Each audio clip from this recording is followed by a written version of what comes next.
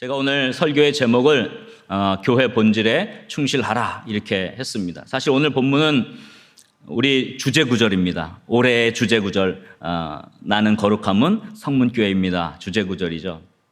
그리고 제가 송구영신 예배 때 그리고 첫째 주일, 둘째 주일 이렇게 세 번에 걸쳐서 오늘 본문을 세 가지로 교회의 목적에 대해서 함께 말씀하고 올 한 해를 시작을 했습니다. 그때 이 목적에 대한 부분을 이야기를 했는데요. 다시 한번 좀 체크해 보면 세 가지를 제가 말씀드렸습니다. 세 가지 교회의 목적인데요. 첫 번째는 예수님 중심이 목적이다 그랬고요. 두 번째는 서로 연결이 목적이다. 그다음에 세 번째는 함께 성장이 목적이다. 그렇게 교회의 세 가지 목적에 대해서 말씀을 드렸습니다. 오늘 다시 묵상하면서 교회가 지켜야 할 본질이라는 차원에서 다시 본문을 영적으로 다시 재정비를 하려고 합니다. 이 내용에 대한 성경적 배경 이런 부분은 제가 다 이미 말씀을 드렸기 때문에 혹시 못 들으신 성도님들은 그 설교 영상을 보시면 되고요. 오늘은 이 본질에 대한 부분에 어떻게 충실할 것인가 이렇게 적용하고자 하는 그런 마음을 가지고 코로나로 비대면으로 우리가 예배할 수밖에 없는 상황 가운데 다시 한번 교회의 본질을 꽉 붙잡을 수 있는 그런 저와 여러분 될 수 있기를 주의 이름으로 간절히 축원합니다. 우리 한번 각 가족들 가정에서 한번 이렇게 인사했으면 좋겠습니다. 교회의 본질에 충실합시다. 네, 교회의 본질에 충실하는 은혜가 있었으면 좋겠습니다. 먼저 첫 번째입니다. 한번 저를 따라하면 좋겠습니다. 예수님 중심에 충실하라.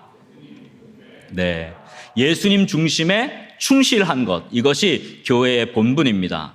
그래서 제가 그 밑에다가 좀 해석을 써놓았는데요. 매 순간 하나님의 절대 주권을 고백하자. 이것이 예수님 중심입니다. 성도는, 교회는 매 순간 하나님의 절대 주권을 고백하는 삶이어야 합니다. 오늘 본문 20절에 보면 이렇게 말씀했습니다. 너희는 사도들과 선지자들의 터 위에 세우심을 입은 자라. 그리스도 예수께서 친히 무엇이 되셨다고 말씀합니까? 모퉁이 돌이 되셨느니라. 제가 모퉁이 돌에 대한 설명은 자세하게 드렸습니다. 가장 중요한 것, 이 모퉁이 돌, 아크로고니아이오스라는 이 좀 긴 단어인데요. 이 모퉁이 돌은 고대 근동 지역에서 건물을 세울 때 그 세우는 자가 자기의 이름을 모퉁이 돌에 새겨서 건물의 중심에 놓고 자신의 소유임을 표시했던 그런 머릿돌이라고 할 수 있습니다. 결국 이 모퉁이 돌은 예수 그리스도가 하나님께서 세운 교회의 무엇이라는 겁니까? 기초이자 중심이다. 그런 뜻이에요. 그리고 교회는 그분의 소유다. 이것을 나타내는 확실한 증거입니다. 예수님이 교회의 모퉁이 돌이라고 하는 것은 교회가 그분의 소유이고 교회의 중심은 예수 그리스도여야 한다. 이것입니다. 그러므로 예수님 중심에 충실한가 아닌가를 보면 그 교회가 또는 우리 개인이 교회잖아요. 우리 개인이 하나님의 성전이잖아요. 우리 성도 개인이 교회의 영적 본질에 충실한지 아닌지 혹은 엉뚱한 데에 헛된 열심을 내고 있는지를 우리는 잘 알 수가 있습니다. 중세 로마 카톨릭은 성경을 떠났습니다. 예수님 중심의 모퉁이 돌 그것을 떠나버렸습니다. 가톨릭은 전통 그것을 모퉁이 돌로 두었습니다.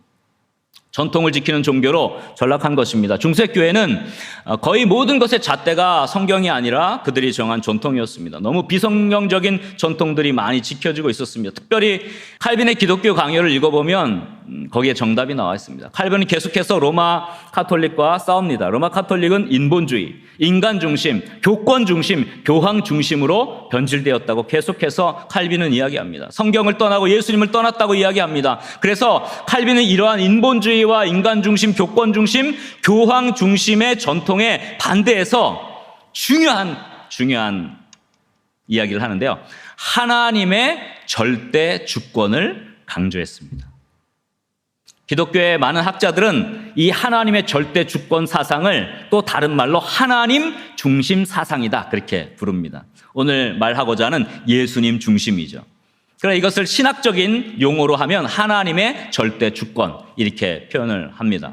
하나님의 절대 주권이란 무엇이냐면요. 모든 것이 하나님의 손에 하나님의 주권에 달려있다는 것을 믿는 것입니다. 이것이 교회 안에서만 아니라 우리가 하나님의 역사를 교회 안에서만 아니라 우리의 삶의 모든 곳곳에서 심지어는 직장 속에서도 그래서 칼빈은 그 사람의 직장에서 일도 하나님의 소명이고 하나님 손에 달려있다까지 이야기를 했습니다. 모든 삶의 일이 하나님의 손 아래 놓여 있다는 것을 고백하는 신앙이 하나님의 절대 주권 신앙입니다. 그러므로 우리 믿음의 사람들, 특별히 우리 개혁주의 신앙을 가진 사람들은 항상 모든 일에 하나님의 손길이 깃들어 있고 하나님의 주권이 역사한다는 것을 깨닫는 사람들입니다. 결국 하나님의 절대 주권으로 내 삶을 인도하셨기 때문에 오직 은혜이다, 이렇게 고백할 수 있는 겁니다. 나는 아무 공로 없이 하나님이 주신 믿음으로 구원을 받은 것이니 오직 믿음이다, 이렇게 고백할 수 있는 것입니다. 내가 한 것이 아니라 하나님이 다 하셨기 때문에 오직 하나님께 영광이다, 이렇게 고백할 수 있는 것입니다. 개혁주의의 오직 믿음, 오직 은혜, 오직 하나님께 영광, 이 모든 것들은 다 어디에서 나온 거예요? 하나님의 절대 주권 사상에서 나온 것입니다. 결국 교회는, 또 교회로 살아가는 우리들의 삶에서의 가장 문제는 무엇입니까? 예수님을 모퉁이돌로 두지 않는 것입니다. 즉 하나님의 절대 주권보다는 사람의 생각, 사람 중심으로 되어져 가는 것입니다. 신앙이 좋은 것 같아도, 믿음 생활 오래 했다고 해도 시간이 오래되면서 하나님이 개입하시는 하나님의 손길보다 사람의 뜻, 사람의 관계, 인간 관계가 더 앞서가기가 쉽습니다. 그러나 교회는, 우리 성도는 그렇게 되면 생명이 떠나갑니다. 교회에, 또 교회인 우리 자신의 다시 생명력이 회복되려면, 이 한국교회에, 이 어려운 시기에 피폐해져 있는 우리 한국교회에 다시 생명력이 회복되려면 예수님을 모퉁이돌로 기초로 놓는 예수님 중심의 본질이 회복되어야 하는 줄 믿으시기 바랍니다. 예수님은 분명히 말씀하셨습니다. 요한복음 6장 38절에서 이렇게 말씀하셨습니다. 내가 하늘에서 내려온 것은 내 뜻을 행하려 함이 아니요 나를 보내신 이의 뜻을 행하려 함이니라. 아멘. 사람의 뜻, 사람의 소리, 사람의 생각, 이것을 정리하는 것입니다. 오직 하나님의 뜻이 무엇일까? 하나님의 역사하심을 바라보며 예수님 중심의, 예수님이 모퉁이돌이 된 교회로 변화되어야 할 것입니다. 우리 개인의 삶도 마찬가지입니다. 교회도 마찬가지입니다. 예수님 중심의 본질을 회복하고 그 본분을 지킬 때 하나님의 절대 주권이 삶 가운데서 역사하시고 하나님이 일하시는 그런 놀라운 능력을 체험하게 될 줄 믿으시기 바랍니다. 왜 하나님의 손길이 내 삶에 일어나지 않는 것 같습니까? 하나님의 주권과 섭리가 내 삶에서 사라진 것 같은 그런 느낌을 받고 있습니까? 다시 영적으로 돌이켜봐야 됩니다. 내가 과연 예수님 중심으로 살아가고 있는지, 우리 교회가 과연 예수님을 모퉁이돌로 그렇게 두고 사명을 감당하고 있는지 영적으로 살펴보아야 합니다. 바라기는 우리 거룩한 문 성문교회, 우리 영가족들 한 분 한 분들이, 또 가정들마다 예수님을 모퉁이돌로 두는 예수님 중심의 교회 본질에 충실한 은혜가 있기를 간절히 소원합니다. 그래서 하나님의 절대 주권이 역사하고 우리의 삶에 하나님께서 붙잡아 주시는 그 능력의 손길이, 하나님께서 주시는 그 놀라운 축복이 정말 하늘로부터 부어져서 체험하고, 오직 은혜입니다, 오직 믿음입니다, 오직 하나님께 영광입니다, 이렇게 선포할 수 있는 교회다운 교회, 또 축복된 교회다운 삶 사는 우리 거룩한 문 성문교회 모든 믿음의 영가족들 될 수 있기를 주님의 이름으로 간절히 축원합니다. 한번 옆 사람을 우리 각 가정에서마다 우리 가족들끼리 이렇게 한번 축복했으면 좋겠습니다. 예수님 중심에 충실합시다. 하나님이 절대 주권으로 역사하십니다. 하나님이 절대 주권으로 역사하십니다. 아멘. 그 다음에 두 번째 우리가 생각해야 될 것이 있습니다. 한번 저를 따라했으면 좋겠습니다. 주 안에서의 연결에 충실하라. 네, 주 안에서의 연결. 지난번에는 이 연결에 좀 중심을 뒀는데 저는 이번에는 주 안에서라는 단어에 조금 더 초점을 두려고 해요. 연결은 되는데 주 안에서요. 그래서 제가 그 밑에다가 아주 조금 쉽게 해석했어요. 모임마다 말씀과 기도에 좀 힘쓰자. 그렇게 제가 해석을 해놨습니다. 오늘 본문 21절에 보니까 이렇게 말씀했어요.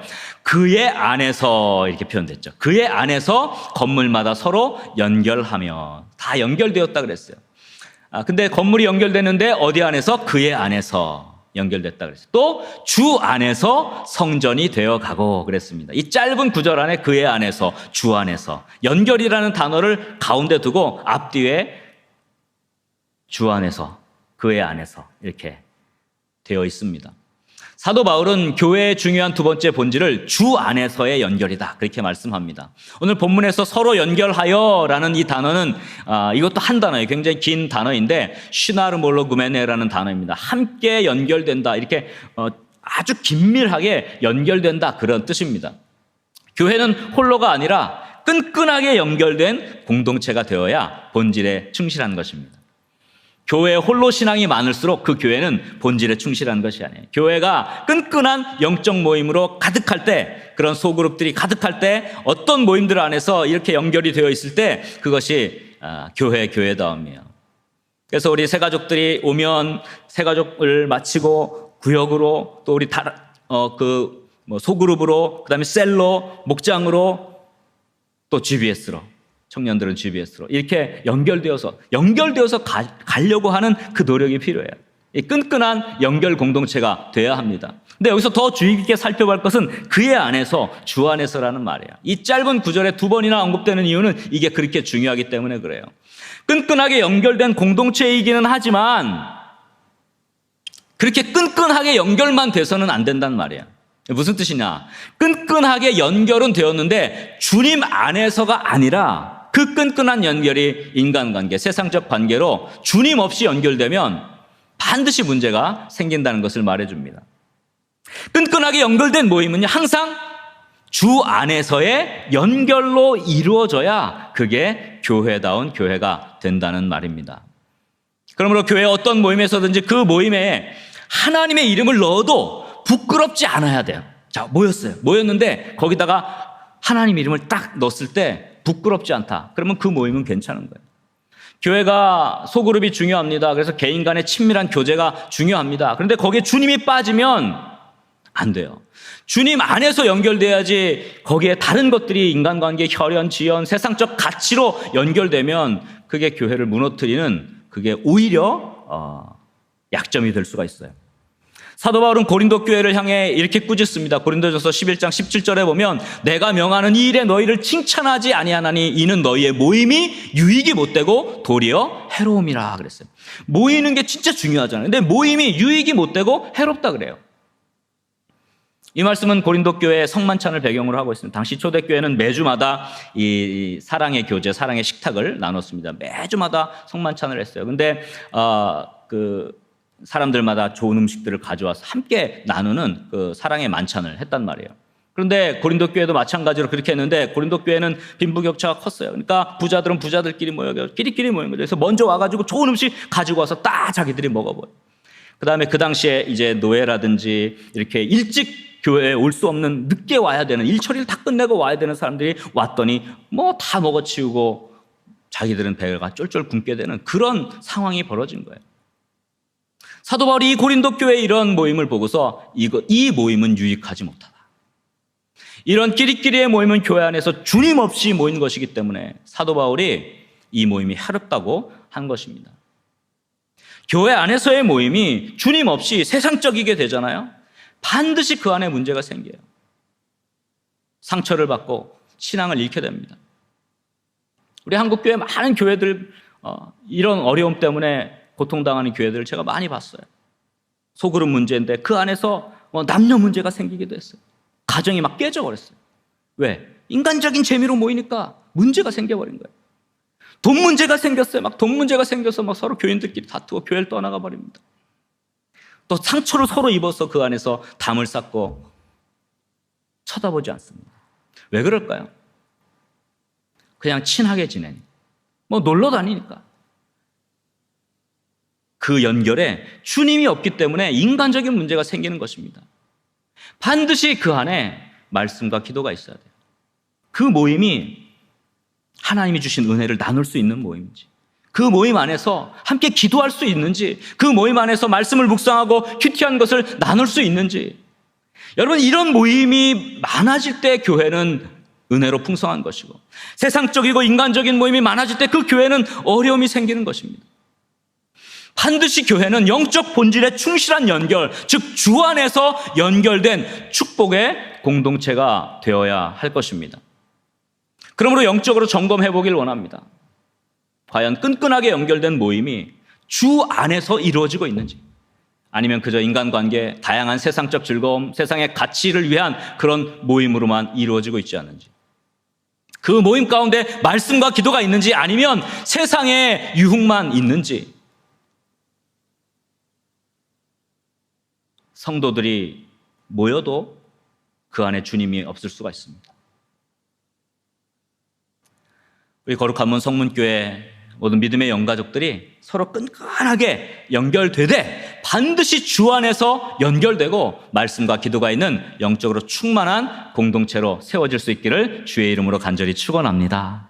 우리 한번 옆에 우리 가족들하고 다시 한번 우리 함께 이렇게 좀 축복했으면 좋겠습니다. 주 안에서의 연결에 충실합시다. 주 안에서의 연결에 충실합시다. 말씀과 기도 체크합시다. 말씀과 기도 체크합시다. 그래서 우리 안에 있는 모든 영적 공동체들은요, 하나도 세상의 것이 없는 주 안에서 연결된 그런 영적 공동체가 될 수 있기를 주의 이름으로 간절히 축원합니다. 그 다음에 우리 세 번째 우리가 어떤 본질에 충실해야 될까? 한번 저를 따라했으면 좋겠습니다. 한 처소로 지어짐에 충실하라.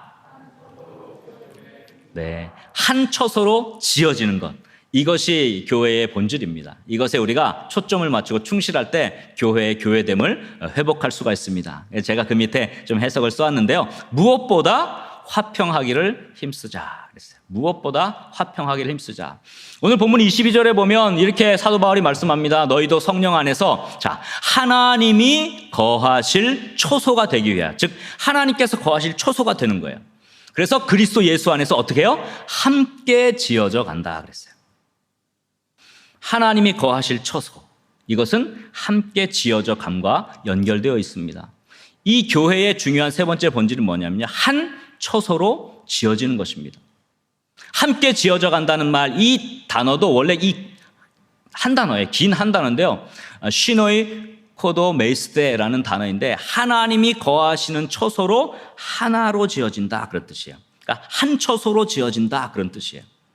그러니까 처소가 나눠지지 않는다 그런 뜻입니다. 교회는 하나님이 거하실 나눠지지 않은 하나의 처소여야 합니다. 이게 굉장히 중요해요. 하나님이 여기저기 나눠서 거하시는 것이 아니라 하나님은 한 처소에 하나된 교회에 거하시기를 원하시는 줄 믿으시기 바랍니다. 그렇기 때문에 교회는요, 분열되지 않아야 돼요. 하나님이 거하실 한 처소로 함께 지어져 가야 교회가 교회되는 거예요. 그 본질에 충실한 것입니다. 그 옛날 사자성어에 공명지조라는 그 사자성어가 있어요. 공명, 함께 운명을 하는 새다. 즉 목숨을 함께하는 새라는 뜻인데요. 들어보셨나요? 몸은 하나인데 머리가 두 개 달린 상상의 새입니다. 머리 하나가 잘못되면 한 몸이라 같이 죽는 거예요. 그런데 한쪽 머리가 늘 혼자서 맛있는 열매를 자꾸 먹는 거예요. 그러니까 한 머리가 화가 났어요. 너만 맛있는 열매를 먹냐? 홧김에 독이 든 열매를 먹어버린 거예요. 결국은 어떻게 됐어요? 같이 죽었어요. 한 몸이니까.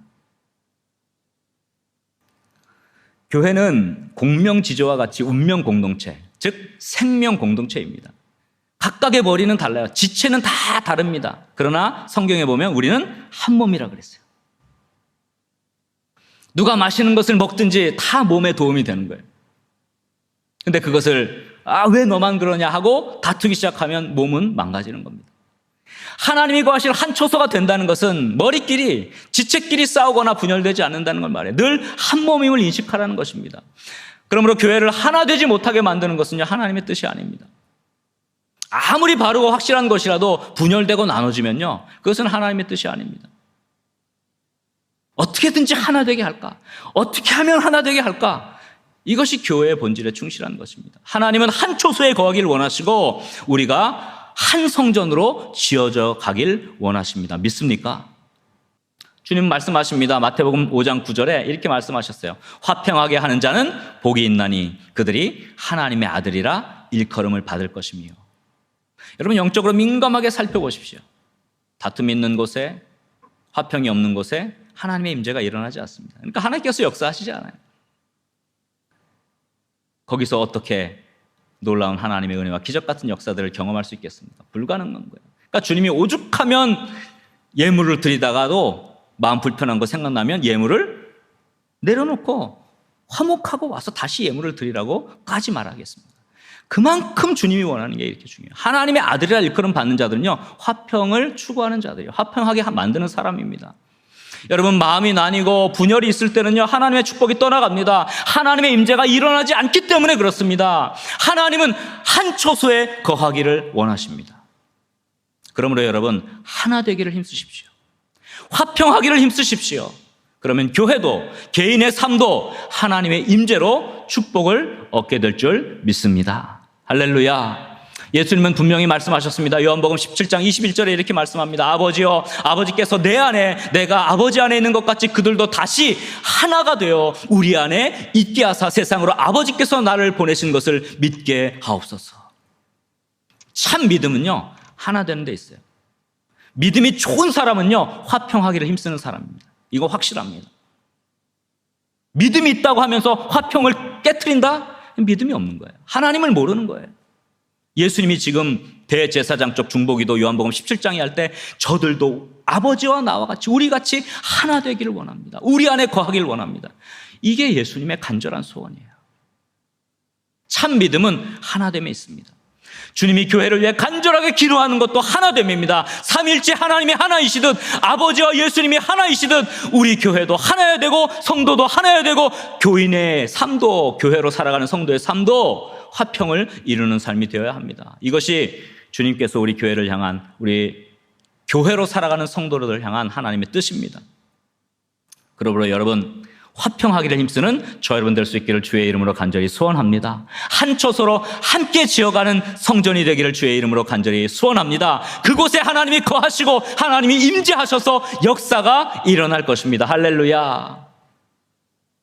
하나로 지어져 가기 위해 시험이 많습니다. 때로는 우리의 마음을 흐트리는 일들이 많습니다. 그래가지고 화평이 막 깨어지려고 하는 그런 때가 있습니다. 그때 해야 될 게 뭐냐? 기도입니다. 디모데전서 2장 8절에 이렇게 말씀했습니다. 그러므로 각처에서 남자들이 분노와 다툼이 없이 거룩한 손을 들어 기도하기를 원하노라. 거룩한 손을 들어 기도하기를 원하노라. 기도하는 손이 필요합니다. 기도하는 손, 이것이 있어야 분노와 다툼이 사라집니다. 거룩한 손을 들어 기도할 때 분노와 다툼은 사그러지고 하나가 될 수 있는 것입니다. 야고보서에 너무도 정확하게 하나님의 뜻을 정리해 놓았습니다. 야고보서 3장 15절부터 18절에 이렇게 말씀합니다. 이러한 지혜는 위로부터 내려온 것이 아니요 땅의 것이요 정욕의 것이요 귀신의 것이니 시기와 다툼이 있는 곳에는 혼란과 모든 악한 일이 있습니다. 이런 것들이. 그러나 17절 오직 위로부터 난 지혜는 첫째 성결하고 다음에 화평하고 관용하고 양순하며 긍휼과 선한 열매가 가득하고 편견과 거짓이 없나니 화평하게 하는 자들은 화평으로 심어 의의 열매를 거두느니라. 이것이 위로부터 온 지혜입니다. 하나님은 이렇게 하나 되어 화평한 교회, 한 촛으로 지어진 교회, 하나된 가정, 하나된 화평을 추구하는 그 개인의 삶 속에 임재하시고 역사하시며 축복하시는 줄 믿으시기 바랍니다.